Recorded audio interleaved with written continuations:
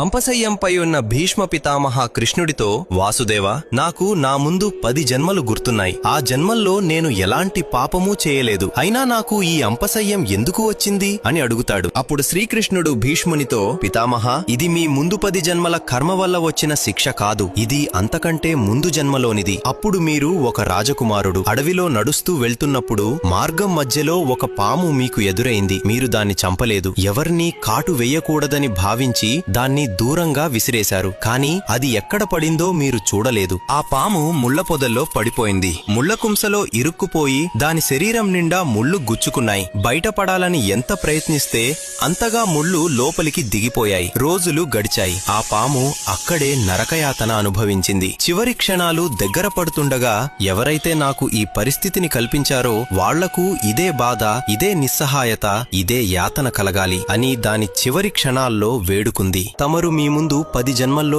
ఎలాంటి పాపం చేయలేదు కాబట్టి మీకు ఈ శిక్ష దొరకలేదు. కాని ఈ జన్మలో మీ కళ్ల ముందే ఒక స్త్రీకి అన్యాయం జరుగుతుంటే మీరు ఆపలేదు. ఆ క్షణమే మీరు ఈ పాపంలో భాగమయ్యారు. అందుకే పితామహ, ఆ రోజు పాము ముళ్ల పొదల్లో చిక్కుకున్నట్లే ఈ రోజు మీరు అంపశయ్యంలో చిక్కుకున్నారు. మనము చేసే ప్రతి కర్మ మనల్ని తప్పకుండా చేరుతుంది. ఈ జన్మలో కాకపోతే మరొక జన్మలో అయినా అని కృష్ణుడు భీష్మునికి వివరిస్తాడు. మీకు శ్రీకృష్ణుడంటే ఇష్టం ఉంటే జై శ్రీకృష్ణ అని కామెంట్ చేయండి.